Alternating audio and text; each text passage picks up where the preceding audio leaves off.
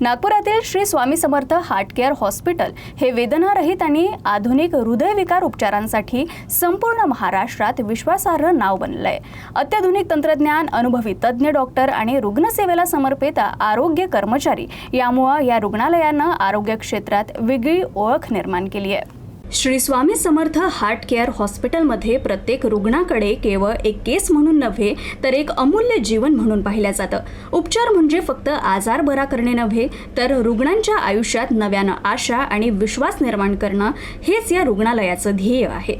गेल्या काही महिन्यांपासून चंद्रपूर येथील एक रुग्ण विविध ठिकाणी उपचार घेत होता, मात्र त्याच्या प्रकृतीत अपेक्षित सुधारणा होत नव्हती। अखेरीस श्री स्वामी समर्थ हॉस्पिटलबद्दल माहिती मिळाल्यानंतर त्यानं नागपूर येथे येण्याचा निर्णय घेतला।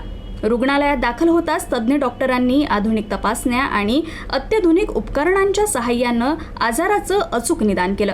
कमी वेळेत योग्य उपचार सुरू करण्यात आले। विशेष म्हणजे येथे 70 ते 100% ब्लॉकेज असलेल्या रुग्णांवरही शक्य तितक्या प्रमाणात शस्त्रक्रियेविना उपचार केले जातात, ज्यामुळे रुग्णांना वेदनारहित आणि सुरक्षित पर्याय उपलब्ध होतो।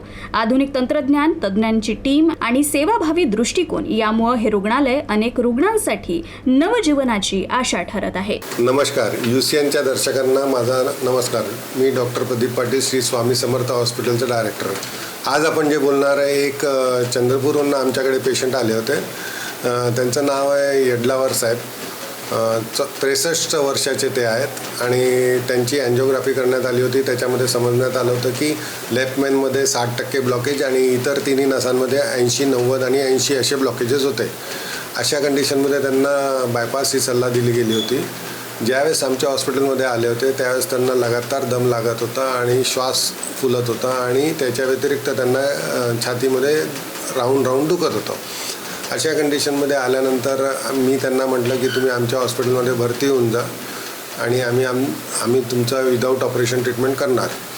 तर त्यांना 40 दिवसाचा कोर्स सांगितला। त्याच्यामध्ये 35 मशीनचे ट्रीटमेंट सांगितले, म्हणजे ECP आणि 20 सलाईन सांगितले।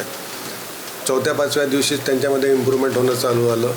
दम लागणं हळूहळू कमी होत गेलं आणि श्वास लागणंही कमी होत गेलं आणि नंतर ते जिनाही चढायला लागले। त्याच्यानंतर आज जवळजवळ 32 दिवस झालेले, 32 मशीनचे सिटिंग झालेले आणि आता काही दिवसातच 8 दिवसात त्यांना आम्ही डिस्चार्ज करणार आहे।